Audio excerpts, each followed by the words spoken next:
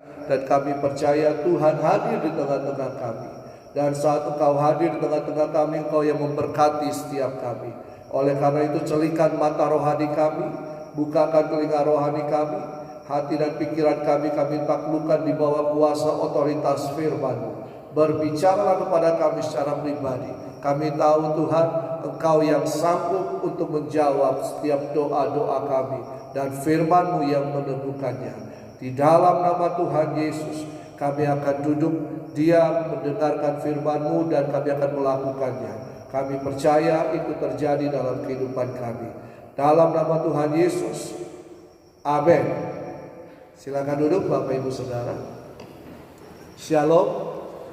Ya, senang sekali saya bisa ada di tengah-tengah Bapak Ibu Saudara. Ini kali pertama saya ada di sini dan saya sempat tersesat jauh ke sana. Ya, karena ya kalau kita mengandalkan Google kadang-kadang bisa tersesat. Tapi kalau kita mengandalkan Tuhan, kita tidak akan pernah tersesat. Amin. Iya. Oke, perkenalkan nama saya Pendeta Dr. H. Berry Kopstad. Ya, saya seorang dosen dan juga tim pengembalaan di salah satu gereja yang ada di Makassar. Yang tadi itu mahasiswa saya, ya sudah lulus, ya, dan masih single. Ya silakan bagi yang masih single masih terbuka pendaftaran. Oke, istri saya satu, ya, untuk selama-lamanya paling cantik sedunia. Anak saya 2, laki-laki 1, yang kedua pria.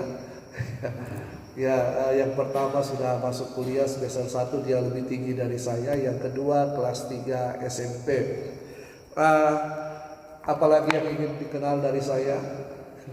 Bapak Ibu bisa bertemu saya setiap hari di YouTube, ya. Saya punya YouTube channel, saya membahas kitab-kitab, pasal-pasal demi pasal, renungan-renungan di dalam Alkitab. Saat ini saya lagi membahas kitab Injil Yohanes. Sekarang sudah memasuki pasal yang keempat. YouTube channel saya namanya sama, Heije ejaan lama. Bisa tolong ditulis. Ya, itu Heije Kopstad, ya. Heije Kopstad. Jadi bisa cari di situ dan ya semoga itu bisa memberkati. Ya singkat-singkat 5-6 menit ya saudara bisa belajar firman Tuhan bersama-sama. Nah, tidak memperpanjang lagi, saya akan membahas satu topik, ya, yang berjudul hati dan pikiran yang terpelihara oleh damai sejahtera. Hati dan pikiran yang terpelihara oleh damai sejahtera. Nah, apa yang kita perlukan hari-hari? Ya, apa yang kita perlukan hari-hari di tengah situasi pandemi seperti ini, di tengah situasi ekonomi yang ya, tapi puji Tuhan Indonesia sudah mulai bangkit kembali, ya. Tapi apa yang kita perlukan hari-hari? Uang, ya. Uang tidak bisa membeli kesehatan, apalagi, ya. Istri saya cantik, tapi kadang-kadang kami bisa bersih tegang, ya. Apalagi, ya. Ternyata dalam kehidupan ini sebenarnya hanya yang kita perlukan adalah damai sejahtera. Kalau keadaan kita damai sejahtera, maka semuanya akan berlangsung dengan baik. Tapi kalau Bapak Ibu Saudara dan saya hidup di tengah yang bukan damai sejahtera, misalnya di tengah kekoro-koroan, ya, di tengah hidup yang khawatir, gelisah, apakah kehidupan kita akan berlangsung dengan baik? Tentu tidak. Tetapi kalau kita punya damai sejahtera, apapun yang sedang terjadi, maka kita bisa mengatasinya.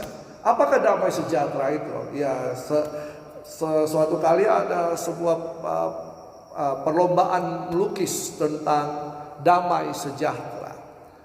Nah, di dalam perlombaan itu ada yang melukis taman yang indah. Ya, pemandangan seperti yang ada di belakang kita di sana sangat indah, dan gunung dan itu menggambarkan ketenangan.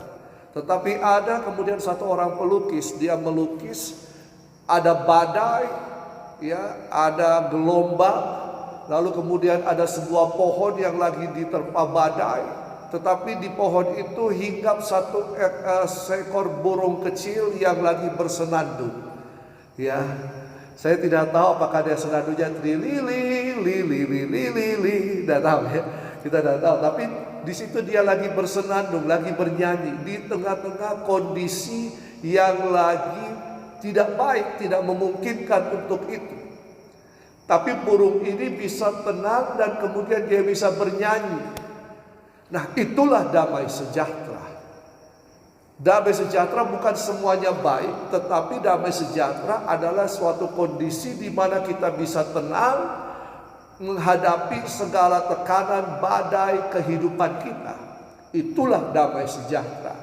Dan damai sejahtera ini yang sejatinya itu hanya datang karena kita punya keyakinan yang kuat akan Yesus Kristus, Tuhan kita. Ya, dunia menawarkan damai sejahtera, iya, tetapi damai sejahtera yang semu. Damai sejahtera hanya pada saat itu. Ya, orang lari dari masalah kepada minuman keras, mabuk lagi, gitu, mabuk sampai ya di Manado sana, tiba ada orang mabuk masuk di got, disuruh bangun, itu orang mabuk bilang, ini siapa? Nganape got so? Ya, apa maksudnya? Apakah ini gotmu sampai suruh bangunkan saya? Tidak seperti itu. Nah, itu yang dunia tawarkan, damai sejahtera yang semu hanya pada waktu itu. Ya, tetapi ketika sadar kembali, dia menghadapi masalah yang sama, bahkan lebih lagi daripada itu. Nah, oleh karena itu kita membutuhkan damai sejahtera yang daripada Tuhan.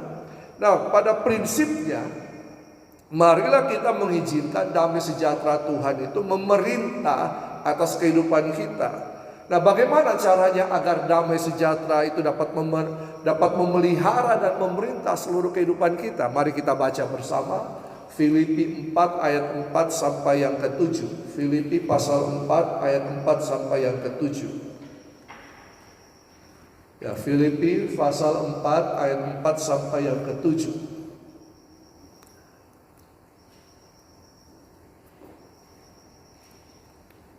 Filipi 4 ayat 4 sampai yang ke-7 kita baca bersama-sama. Sudah dapat? Ya. Kalau sudah dapat kita baca bersama-sama 1, 2, 3. Bersukacitalah senantiasa dalam Tuhan. Sekali lagi kukatakan, bersukacitalah. Hendaklah kebaikan hatimu diketahui semua orang. Tuhan sudah dekat. Janganlah hendaknya kamu khawatir tentang apapun juga, tetapi nyatakanlah dalam segala hal keinginanmu kepada Allah dalam doa dan permohonan dengan ucapan syukur. Damai sejahtera Allah yang melampaui segala akal akan memelihara hati dan pikiranmu dalam Kristus Yesus. Dalam terjemahan yang lain di ayat yang ke-7 dikatakan, dengan demikian maka damai sejahtera itu akan memelihara kehidupanmu. Nah, jadi ayat-ayat ini akan membantu kita, menolong kita untuk bagaimana caranya agar damai sejahtera itu dapat memelihara hati dan pikiran kita. Kenapa hati dan pikiran? Ya, yang jadi tanda tanya sekarang, kenapa hati dan pikiran? Nah, Amsal 4 ayat 23. Amsal 4 ayat 23 di situ dikatakan, jagalah hatimu dengan segala kewaspadaan, karena dari situlah terpancar kehidupan. Ya, jagalah hatimu dengan segala kewaspadaan. Jadi kita harus menjaga hati kita dengan apa? Segala kewaspadaan, karena dari situ terpancar kehidupan. Ternyata kehidupan itu keluar mengalir dari dalam hati kita. Ya, dan kehidupan ini akan mempengaruhi kehidupan yang lain di sekitar kita. Nah, prosesnya dari mana? Pusatnya dari hati.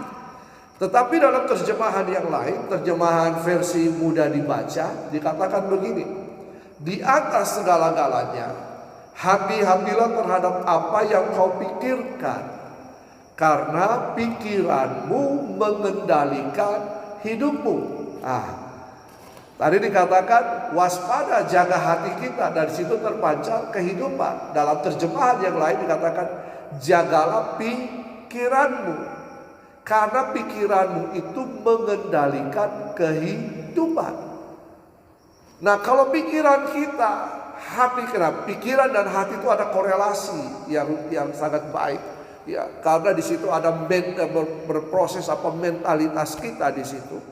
Nah, pikiran ini kita mengolah informasi dan semuanya ada dalam pikiran. Nah, menurut pandangan orang Yahudi, tingkatan hati pikiran itu ada 3. Hati yang ini, hati contoh, ya, hati lepar, ya, hepar di sini, hepar. Terus kalau sakit hati tunjuknya di mana? Kalau sakit hati, saya sakit hati, ya saya tunjuk di mana? Di sini kan? Ini hati jantung, ya, pikiran, perasaan, ya di situ. Ini sakit ini. Tetapi ada hati yang berikutnya, tingkatannya hati pikiran namanya. Hati pikiran ada di sini. Dan hati pikiran ini yang mengontrol, mempengaruhi seluruh kehidupan kita. Dari mana informasi yang diperoleh? Dari mata dan dari telinga. Karena itu hati-hati dengan apa yang kita lihat dan apa yang kita dengarkan. Kalau kita selalu dengarkan hoax, maka pikiran kita akan dipenuhi oleh hoax, sehingga kita pun akan melakukan hoax tersebut. Ya, ini dia pikiran ini. Pikiran ini akan mengontrol seluruh kehidupan kita, dan tubuh kita ini melayani pikiran. Ya, tubuh kita ini melayani pikiran. Karena kalau pikirannya sudah muntah, sudah tumpul, maka bahaya perbuatannya. Nah, jadi hati dan pikiran kita akan damai terpelihara dalam seluruh kehidupan kita kalau kita punya damai sejahtera. Kenapa demikian? Filipi 4 ayat 4 tadi berkata, bersukacitalah senantiasa dalam Tuhan. Sekali lagi kukatakan, bersukacitalah. Saya tahu Bapak di sini tiap hari diperhadapkan dengan medan yang keras, dengan tingkat disiplin yang tinggi. Tetapi firman Tuhan katakan bersukacitalah. Sukacita ini tidak dipengaruhi oleh keadaan, tapi sukacita itu keluar dari dalam kita. Ya, sukacita itu tidak dipengaruhi oleh keadaan. Kita hidup bukan berdasarkan mood sebenarnya, tapi kita mengizinkan keadaan yang ada di sekitar kita mempengaruhi mood kita. Tetapi firman Tuhan katakan bersukacitalah, baik tidak baik keadaannya, apapun yang sedang kita hadapi, bersukacitalah. Nah, ada banyak alasan kita bersukacita. Dapat apa? Dapat bonus, kita bersukacita. Ya, gaji dinaikkan, kita bersukacita. Apalagi dapat undian, dapat pacar, ya, kita bersukacita. Dapat rumah baru, kita bersukacita. Nah, namun alasan yang tepat kenapa kita bersukacita? Alasan yang tepat dan terutama kita bersukacita karena kita memiliki Yesus. Amin. Alasan yang tepat kita memiliki Yesus. Kenapa? Kalau kita memiliki Yesus, kita mempunyai kehidupan yang kekal. Amin. Kok tidak ada yang amin? Ya, kenapa kita bersukacita? Karena kita punya Yesus. Harapan yang sejati, harapan yang tidak pernah gampang diombang-ambingkan. Dialah Tuhan ada dalam kehidupan kita. Kita bersukacita karena itu. Ada jaminan keselamatan, ada kepastian kehidupan kekal. Nah, jika seandainya kita harus mati, kita tetap bersukacita karena firman Tuhan katakan kita tidak takut untuk mati karena kita punya jaminan kehidupan yang kekal di dalam Yesus Kristus Tuhan. Nah, sukacita yang kita miliki ini itu merupakan sumber kekuatan bagi kita. Nehemia 8 ayat 10 berkata, the joy of the Lord is our strength. Sukacita dari Tuhan adalah kekuatan kita. Ya, kalau kita bersukacita, maka kita akan sanggup menghadapi situasi apapun. Nah, sukacita itu bukan kita selalu terbahak-bahak, tertawa setiap saat, tidak. Tapi sukacita itu adalah kondisi hati kita. Hati kita yang penuh dengan kegembiraan. Ya, walaupun Bapak Ibu lagi latihan panas-panas, tetap ada sukacita. Ya, ada hati yang gembira, kata firman Tuhan. Amsal 17 ayat 22 berkata, Amsal 17 ayat 22. Hati yang gembira adalah obat yang manjur, tetapi semangat yang patah mengeringkan tulang. Hati yang gembira adalah obat yang manjur. Dan ternyata dunia kesehatan pun menyadari akan hal itu. Hati yang gembira ini akan apa? Meredakan respon stres. Ya. Membuat stres kita turun. Jadi kalau lagi stres, gembiralah. Ya, bergembiralah, bergembira karena Tuhan. Saudara memuji Tuhan, itu saudara bersuka cita. Ya, nah kalau stresnya turun, itu akan meningkatkan apa? Energi positif kan? Ya, energi yang positif. Yang hati yang gembira juga apa? Mengurangi rasa sakit. Mengurangi rasa sakit. Nah, hati yang gembira akan meningkatkan daya tahan tubuh. Nah, ketika kita bersuka cita, kita bergembira, maka akan keluar yang namanya hormon dopamin. Hormon dopamin ini bisa mencegah stres. Selain hormon dopamin, maka akan keluar hormon endorfin. Ya, hormon endorfin ini penghilang stres dan nyeri. Ada lagi yang namanya hormon serotonin. Ya, hormon ini pengendali mood kita. Dan ada hormon oksitosin. Ya, mungkin ini baru bagi kita ya, hormon oksitosin. Tapi kalau Bapak Ibu search di Google pasti keluar ini ya, namanya ini semua. Nah, hormon oksitosin ini ada kaitannya dengan cinta dan relasi. Ya, orang jatuh cinta ini akan mengeluarkan hormon oksitosin. Nah, nanti akan lihat di Google apa sih. Nah, terus orang yang bersuka cita itu akan menstimulasi organ tubuh. Organ tubuh akan menjadi baik. Ya, sel-sel yang keriput ya itu akan kembali normal. Makanya kalau orang yang terlihat sukacita kayak saya begini, ya poco-poco. Ya, kulitnya tebal apa? Ya, tidak layu begitu ya. Nah, orang yang bersukacita, suasana hatinya akan baik. Amin. Karena itu bersukacitalah. Ya, bersukacitalah di dalam Tuhan. Nah, jika kita selalu bersukacita, maka kita akan mengeluarkan hal-hal yang positif dalam hidup kita. Tadi dari hati keluar kehidupan. Nah, kalau hati kita penuh dengan sukacita, maka wajah kita ini akan memancarkan hal tersebut. Wajah kita tidak bisa menyembunyikan apa yang ada di dalam hati kita. Karena wajah ini merupakan cerminan hati kita, kata Amsal. Nah, perbuatan kita, perkataan kita akan tergambar di situ. Awet muda. Ya, awet muda. Coba katakan kiri kanan. Awet muda kalau kita bersukacita. Ya. Bukan karena pengaruh lipstik, bedak, eyeshadow, ya, kelihatan muka kita cantik, bukan kita cantik, tapi kita pasti akan awet muda.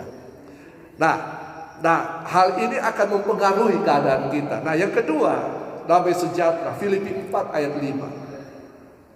Hendaklah kebaikan hatimu diketahui semua orang. Tuhan sudah dekat. Ya, kedatangan Tuhan sudah dekat. Sukacita dalam kehidupan kita akan menyebabkan dan menyebarkan apa? Kebaikan ke sekeliling kita. Ya, orang itu akan senang ada di tengah di perhimpunan orang-orang yang sukacita. Betul kan? Orang akan berteman, kalau orangnya suka humor, maka banyak temannya. Ya, betul. Ya, akan selalu dipanggil, orang akan datang ya, ibarat magnet seperti itu ya, orang akan datang atau bola semut akan berkumpul di situ. Nah, tapi orang yang bersukacita ini akan terkenal dengan kebaikan hatinya. Nah, kenapa demikian? Karena itu didorong dari dalam. Tidak bisa tidak. Sukacita yang sejati itu akan keluar. Dan itu akan dirasakan oleh orang lain. Dan itu akan merupakan kebaikan bagi orang lain. Nah, perbuatan baik kita, ingat, kita seringkali menolong orang. membantu orang, ya, tetapi perbuatan baik kita tidak membuat kita masuk surga. Perbuatan baik kita tidak membuat kita diselamatkan. Yang menyelamatkan kita hanya Yesus Kristus Tuhan. Keselamatan itu tidak bisa dibeli oleh perbuatan baik kita. Tetapi ingat bahwa setiap orang yang sudah diselamatkan oleh Yesus Kristus Tuhan, yang percaya kepada Yesus, harus berbuat baik.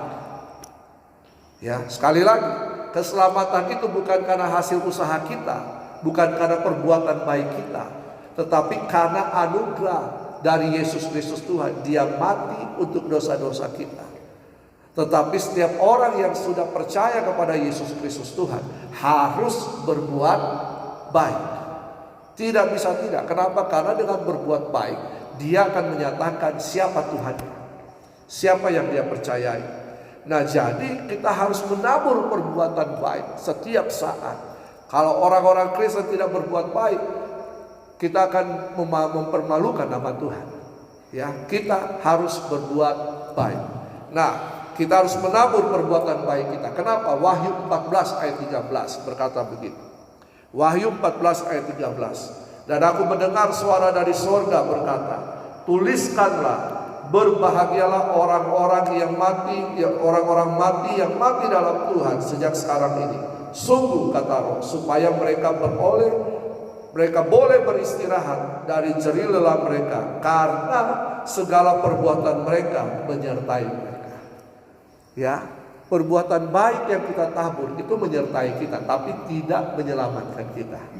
Ya. Nah, yang ketiga, bagaimana supaya damai sejahtera bisa menguasai kehidupan kita? Ya, saya jauh-jauh dari Makassar.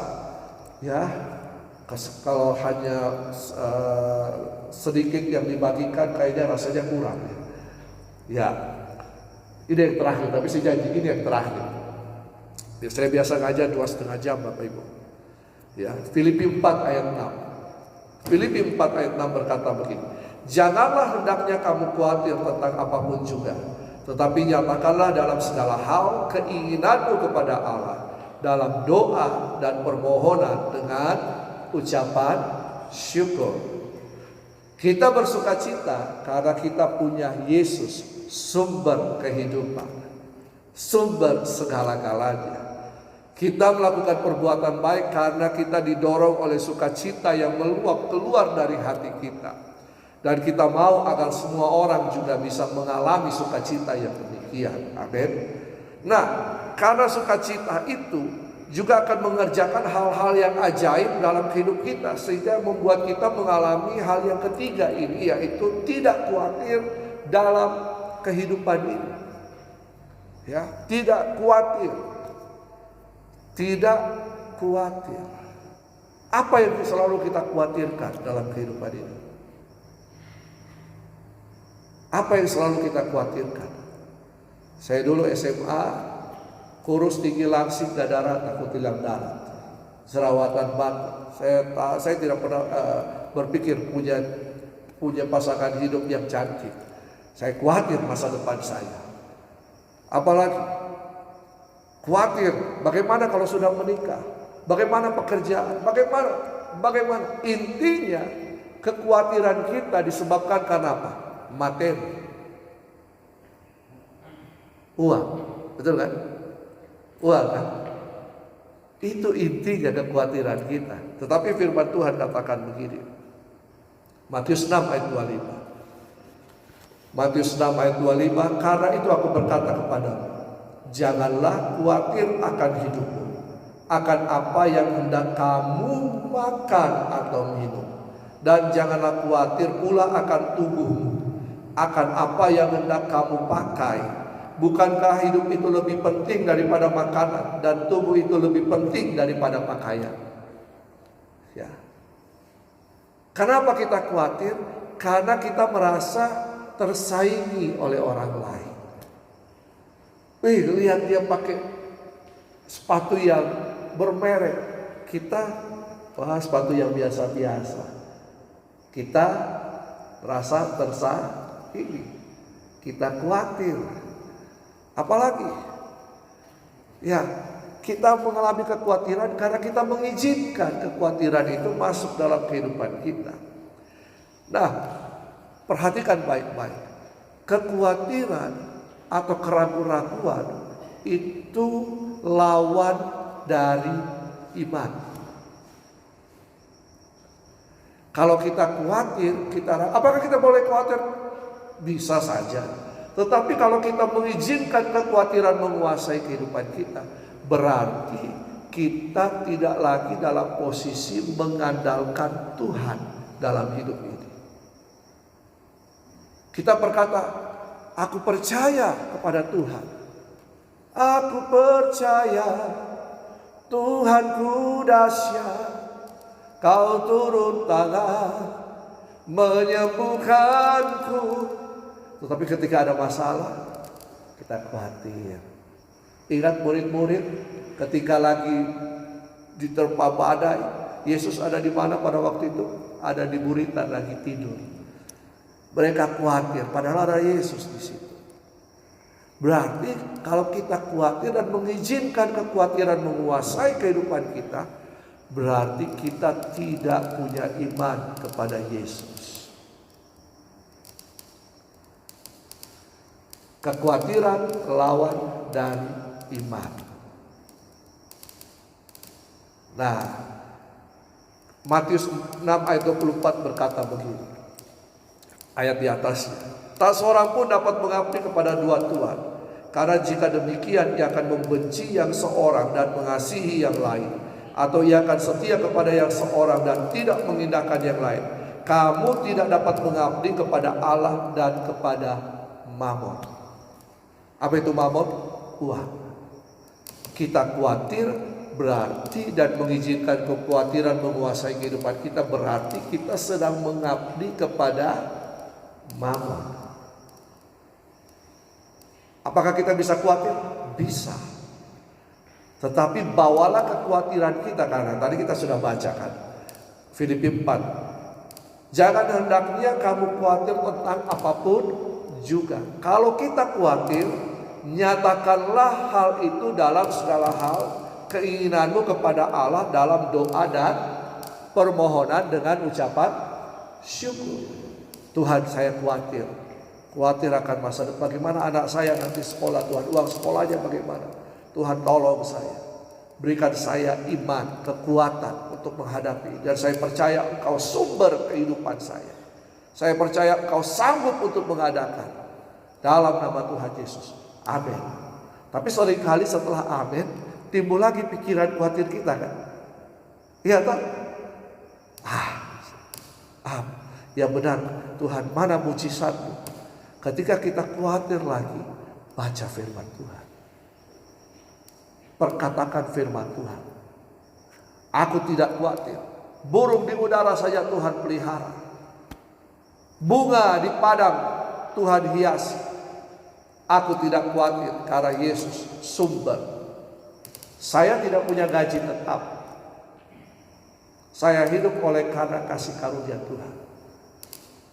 Kalau Bapak Ibu mau lihat kehidupan saya tidak punya gaji tetap. Ya, tapi Tuhan pelihara. Karena saya kuliah, kedua sekolah.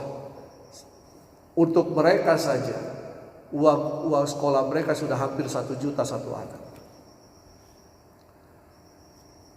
Dari mana saya dapat? Dari Tuhan yang saya sembah. Ya, dari Tuhan yang saya sembah. Hati dan pikiran kita harus sinkron. Nah, karena itu maka kebenaran firman Tuhan ini disampaikan. Hanya damai sejahtera yang dapat menjaga hati dan pikiran kita. Ya, bagaimana damai sejahtera itu bisa menguasai kehidupan kita? Bersukacita, yang pertama. Yang kedua apa? Tadi hidup baik dan menyatakan kebaikan. Yang ketiga, jangan khawatir.